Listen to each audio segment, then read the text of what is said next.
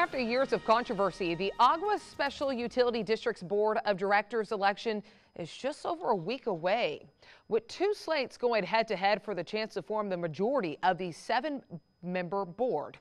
CBS 4's Priscilla Estrada introduced us to the candidates on the ballot in tonight's special report.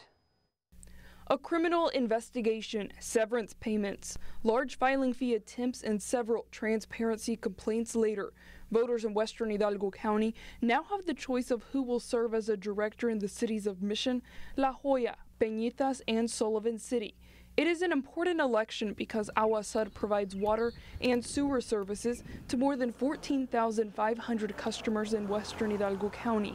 The election pits Aguasar First versus Team Aguasar, all hoping for the chance to become a part of the 7-member board. Among the candidates running in Mission is 35-year-old incumbent Cesar Rodriguez on Team Aguasar First, who also works for the La Joya ISD School Board as a compliance officer. They will go out and vote because they know me. They're my neighbors, they're my friends, and I'm a real down-to-earth person. I mean, I'm a humble person, and that's what they want.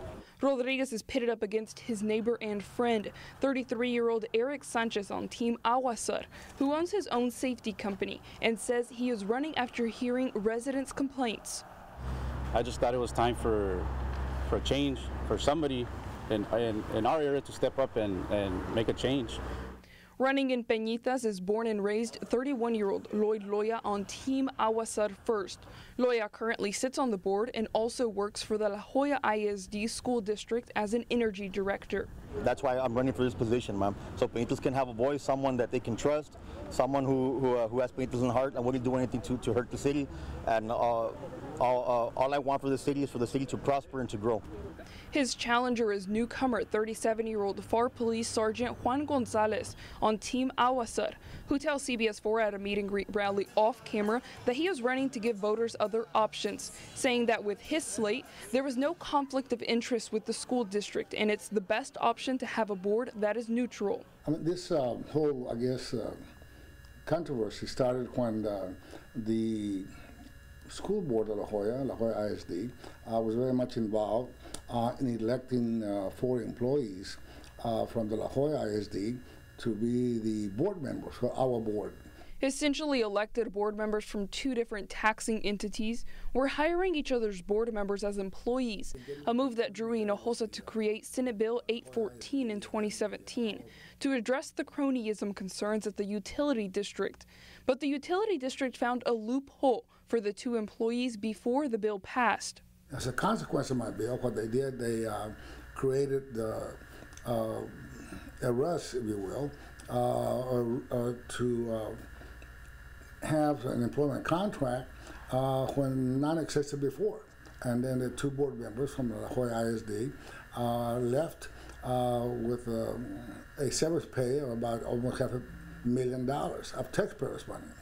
The severance payments also launched a criminal investigation at Aguasar that began in January by the Texas Rangers. To me, it's always important to protect the integrity of our elections. Senator Juan Chuy Hinojosa is keeping a close eye on this election. He recently sent a letter asking the Secretary of State to appoint an inspector to oversee operations at the polls. There was concern among some of the candidates that there would be some issues in terms of some of the voters and campaign workers not complying with the law and the rules in place. And in La Joya, Team Aguasar candidate 61-year-old JJ Luna is hoping to bring change. I just want to see politics out of it. I mean, people shouldn't be afraid to go to the polls. People should not be intimidated because they're seen helping out anyone. Luna works as a union organizer for the La Joya American Federation of Teachers and tells CBS 4 that he almost didn't run when the board attempted to enact a $1,000 filing fee to run for the board.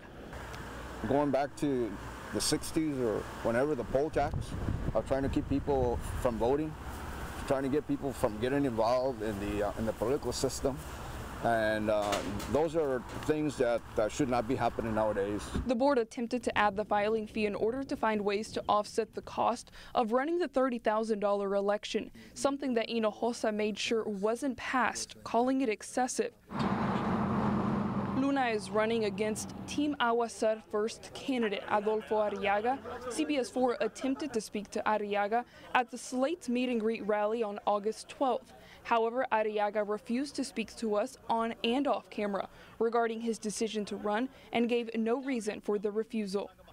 We got the same response from Team Agua Sur first candidate Ivan Sandoval, running in Sullivan City.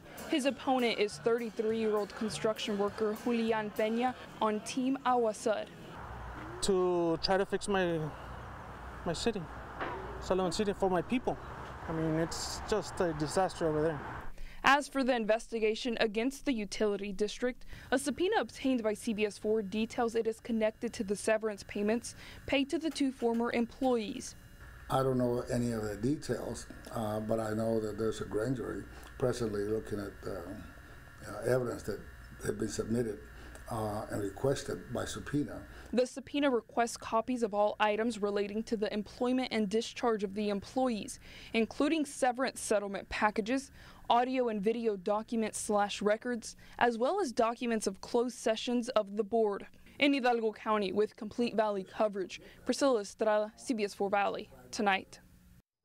Early voting ends on May 1st with Election Day on May 5th. We will have our complete election coverage on this race and several others right here on CBS 4 and on our website at valleycentral.com.